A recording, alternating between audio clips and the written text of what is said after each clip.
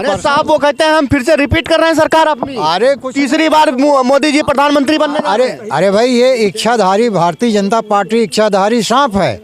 और इच्छाधारी सांप रूप बदल बदल के बोलता रहता है, तो बोलने दीजिए। मतलब नरेंद्र मोदी इच्छाधारी सांप हैं।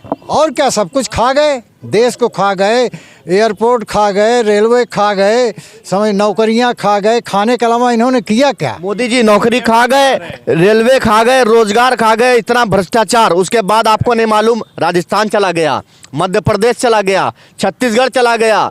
उसके बावजूद भी ये कैसे जनता, आखिर वजह क्या है, कारण क्या है? सीधी सी बात, जो मशीन है ईवीएम। ओहो, मशीन देखिए, वही मुद्दा आ गया लौट फिर के कि अगर कांग्रेस हारती है तो मशीन का रोना रोती है, और अगर बीजेपी जीतती है तो कहीं ना कहीं वाह वाही उनका पक्ष, उनका जो समर्थन है वो कहता है कि बीजेपी, नरेंद्र मोदी का नाम बिक रहा है भाई साहब। और सबसे बड़ा सवाल, कांग्रेस हमेशा चुनाव हारने के बाद में आरोप ईवीएम पे क्यों लगाती है? पहले ईवीएम के खिलाफ लड़ाई क्यों नहीं लड़ती है? भाई बराबर सारे पार्टियों ने माननीय सोनिया गांधी के नेतृत्व में राष्ट्रपति के यहाँ ज्ञापन दिया, चुनाव आयोग को दिया। लेकिन चुनाव आयोग और जो भी पब्लिक सेक्टर, जो इनके संस्थान इंस्टीट्यूशन हैं, वो सब जो है केप्ट हो चुके हैं माननीय प्रधानमंत्री और गृह मंत्री के। बहुत बड़ा आरोप कि सारे विभाग करप्ट हो चुके हैं, क्या कहेंगे आप? देखिए, वो करप्ट कह लीजिए या उनको जो है कैप्टिवेट कह लीजिए, वो अलग परिस्थितियां हैं। लेकिन जब प्रश्न उठता है देश को बचाने का, देश के संवैधानिक संस्थानों को बचाने का, तो कभी भी मस्ती से काम नहीं चलता। बिल्कुल सही बात। अगर ये कहा जाए कि सत्ता परिवर्तन की लड़ाई में आज कांग्रेस दिख रही है, तो मुझे लगता है गलतफहमी में है। कांग्रेस कहीं दिख ही नहीं रही है। उस बात को समझिए। बीजेपी का क्या फुल फॉर्म आप लोग जानते हैं? हमें नहीं मालूम। क्या क्या बताइए, मैं चाहूंगा मेरे दर्शकों को आप बताएं। आप बीजेपी का क्या फुल फॉर्म होता है हमें नहीं मालूम। आप लोग क्या जानते हैं हमें नहीं मालूम। लेकिन जो बीजेपी के चरित्र को उजागर करती है, वो बताती है भ्रष्टाचार जननी पार्टी। यहीं से उद्भव होता है, उद्गम यही है भ्रष्टाचार के।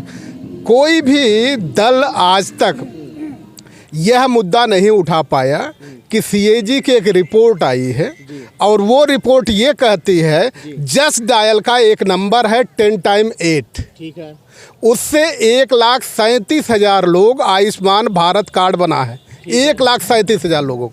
एक दूसरा नंबर है 9 टाइम 0, उससे 97,000 लोगों का आयुष्मान कार्ड बना है।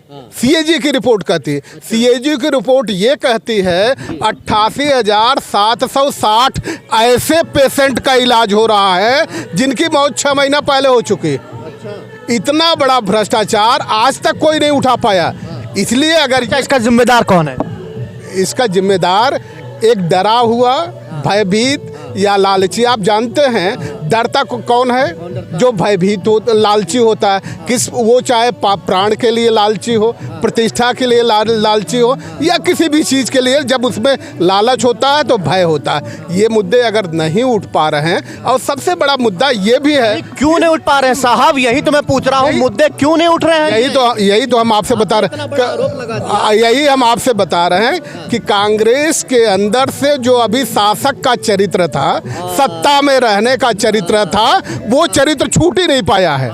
बीजेपी के अंदर से जो विपक्ष का चरित्र था, वो चरित्र नहीं छूट पाया है। कांग्रेस जब तक अपने सत्ता में रहने का चरित्र नहीं छोड़ेगी, विपक्ष में है इस असलियत को नहीं स्वीकार करेगी, तब तक सत्ता परिवर्तन नहीं हो सकता। जितनी जल्दी ये बेहतर है। ये कांग्रेस पार्टी के लिए कितना बड़ा विपक्ष समझ नहीं रहा अपने आप को विपक्ष है। कांग्रेस ने जो देश का निर्माण किया है और इन्होंने बेचा है, भारतीय जनता पार्टी जो कांग्रेस ने बनाया, इन्होंने बेचा। इन्होंने बनाने का कोई काम तो किया नहीं। इसलिए जनता जान रही है, जो हमने मुद्दा उठाया था कि शिक्षा, सुरक्षा, संपत्ति, स्वास्थ्य, रोजगार, मान सम्मान, सब में जो है इन्होंने हड़प लिया है, तो नौजवान बेरोजगार हो रहा है। तो वर्तमान समय में जो नौजवान है वो देखता है कि कांग्रेस ही पार्टी एक ऐसी पार्टी है जो हमें शिक्षा, सुरक्षा, संपत्ति, स्वास्थ्य, रोजगार और भविष्य के लिए काम कर सकती है।